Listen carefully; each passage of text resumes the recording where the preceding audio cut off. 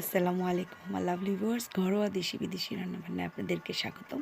আজকে আমি অনেক নরম একটা ছানা আর একটা মাওয়ার রেসিপি করে দেখাবো, যেটা যে কোনো দেশীয় মিষ্টি বানাতে আপনাদেরকে সাহায্য করবে। তবে নরম যে ধরনের মিষ্টি, যেরকম কালোজাম, গোলাপজাম খুবই ভালো হবে।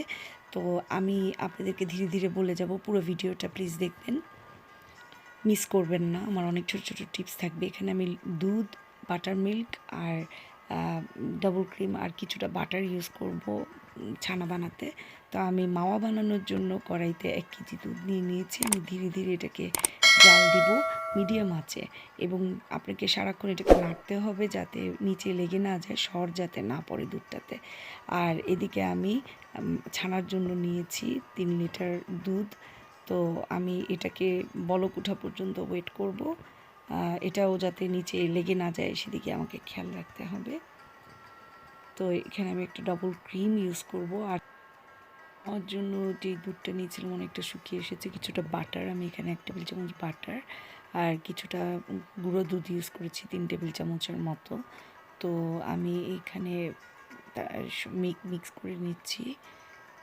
কিছুটা দেশীয় মাওয়ার থেকে একটু অন্যরকম হয় এই মাওয়াটা। তবে মিষ্টির উপরে গড়ানো কিছু ডেকোরেশনের জন্য বা টেস্ট একটু অন্যরকম আনানোর জন্য এই মাওয়াটা খুবই মজাদার। তো মাওয়াটা অনেকটা হয়ে এসেছে। আমি কিছুটা কেওড়া জলও দিব, কয়েক ফোঁটা কেওড়া জল দিয়ে নিয়েছি এখানে। তো দেখতেই পাচ্ছেন মাওয়াটা শুকিয়ে আসছে। নাড়তে থাকবেন ক্রমাগত, কারণ এখন প্রায় শেষের দিকে। তো একটা ঘন একদম লেগে থাকবে না, এরকম এই যে একদম লেগে থাকবে না, তাওয়ার মধ্যে উঠে আসবে। এ পর্যায়ে আপনি হয়ে আসবে আপনার মাওয়াটা। তারপরে একদম ঠান্ডা করে নিতে হবে মাওয়াটাকে ব্যবহারের আগে। দেখতেই পাচ্ছেন পুরো মাওয়াটা কি সুন্দর উঠে আসছে। এই মাওয়া দিয়ে যে কোনো মিষ্টি এত সুস্বাদু হয়, বিশেষ করে গোলাপজাম, কালোজাম, ছানার মতো বিভিন্ন মিষ্টি। আপনারা অবশ্যই ট্রাই করবেন।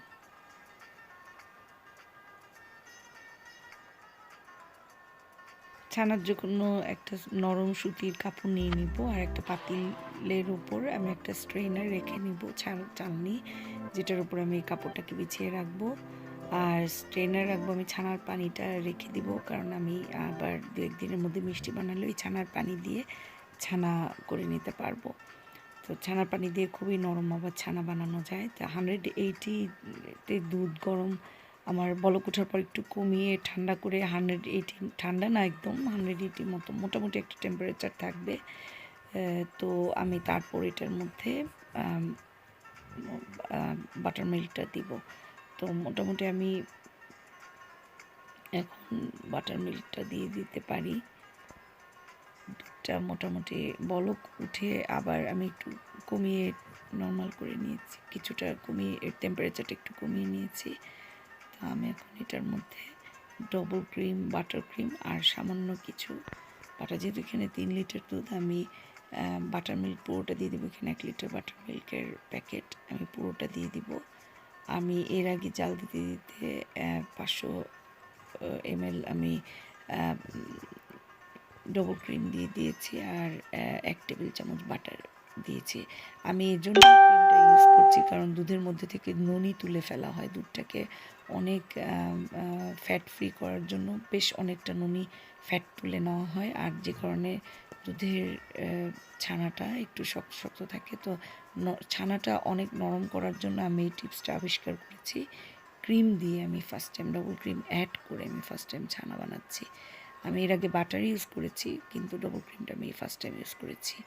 তো দেখেন কিছুক্ষণের মধ্যেই আমার ছানাটা একদম ভেঙে যাবে, পানিটা আলাদা হয়ে যাবে, ছানা ছেড়ে দিবে, ছানা থেকে পানি ছেড়ে দিবে। তো আমি তারপর এটাকে ধীরে ধীরে হালকা একটু নাড়া দিয়ে দেখাচ্ছি সব জায়গায় যাতে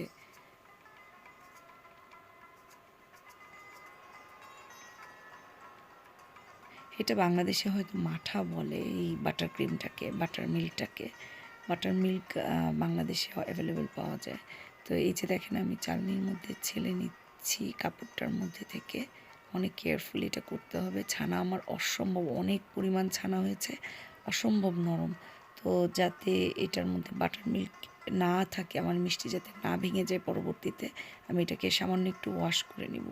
তো এইটা যেহেতু আমার এক্সপেরিমেন্টাল ছানা ছিল, তো আমার এটা এই যে আমি এই পানিটা রেখে দিব।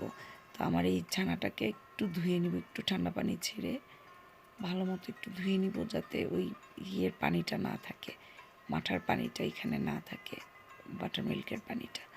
তো দেখেন কত নরম, এখনই দেখা যাচ্ছে কত নরম আর কত সুন্দর এই ছানাটা হয়েছে। তো এখন আমি এটাকে ছেঁকে রাখবো। আমি ডেসক্রিপশন বক্সে ডিটেলস দিয়ে দিব কতটুক মিল্ক, কতটুক বাটার মিল্ক, কতটুক আর ক্রিম আমি ইউজ করেছি ইন ডিটেলস। আপনারা ভালো মতো দেখে নেবেন এবং অবশ্যই তৈরি করে সাকসেসফুল গোলাপজাম আর কালোজাম বানাবেন। অনেক অনেক নরম এই মিষ্টি, নরম যত ধরনের মিষ্টি আছে সেটা তৈরি করা যাবে। তবে লং টাইম জাল দিয়ে যেগুলি মিষ্টি, রসগোল্লা বা চমচম, এটা এই ছানাটা দিয়ে আপনারা প্লিজ তৈরি করবেন না। তবে অসম্ভব মজার গোলাপজাম অবশ্যই 100% নো ফেল গ্যারান্টি এই ছানা দিয়ে হবে। আপনারা অবশ্যই ট্রাই করবেন এবং আমাকে লিঙ্কে জানাবেন। আর আমি রেসিপি গোলাপজামের নেক্সট ভিডিওতে আমার দিয়ে দিব।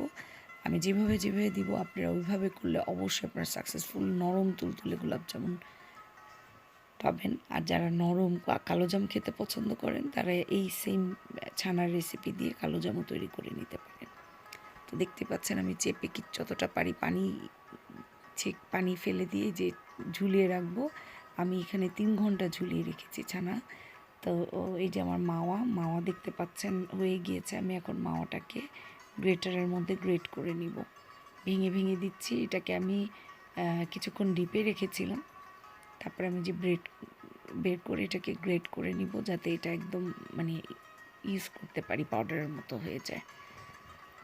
তো যে কোনো মিষ্টিতে একটু মাওয়া গড়িয়ে নিলে মিষ্টির সৌন্দর্যও যেরকম বাড়ে, টেস্ট অনেক গুণ বেড়ে যায়। তো মাওয়া আমাদের খাদ্য অনেক রান্নাবান্নাতেও আমরা ইউজ করি।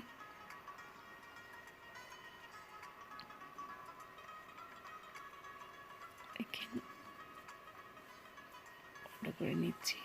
আপনারা প্লিজ আমার এই রেসিপিটা ফলো করে কীরকম ফল পেলেন বা কীরকম লাগলো আমাকে ভিউইং দিয়ে জানাবেন, ছবি সহ ডিসক্রিপশনে। আমি অনেক অনেক খুশি হব। আর আমার রেসিপিটি ভালো লাগলে অবশ্যই একটা লাইক, সাবস্ক্রাইব আর শেয়ার করবেন। আমি অনেক খুশি হব। দেখেন একদম সুন্দর মাওয়া হয়ে গিয়েছে। তো আমি এটাকে আলাদা করে রাখবো, ফ্রিজেও রাখতে পারি। আবার নেক্সট টাইম ইউজ করার জন্য আমি যে আমার ছানাটাকে বের করে নিচ্ছি। দেখেন কি সুন্দর নরম তুলতুলে ছানা, অসম্ভব নরম এই ছানাটা। এই ছানার মিষ্টি অসম্ভব মজার। আর এখানে পুরো ক্রিম দেওয়া ছানাটা, কারণ এটাতে আমি ডাবল ক্রিম ইউজ করেছি আর বাটার মিল্ক ইউজ করেছি, সো অ্যাডেড ক্রিম এটাতে আছে।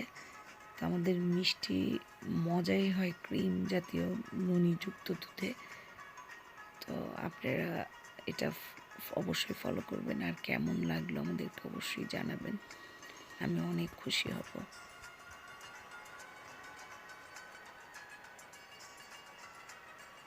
আর ভালো লাগলে অবশ্যই আমার সাথে থাকবেন, বেল আইকনটি চাপ দিবেন, সাবস্ক্রাইব করবেন বেশি বেশি করে। আমি আরও মজার রেসিপি নিয়ে আসবো আপনাদের কাছে। আপনারা ভালো থাকেন। অসংখ্য ধন্যবাদ।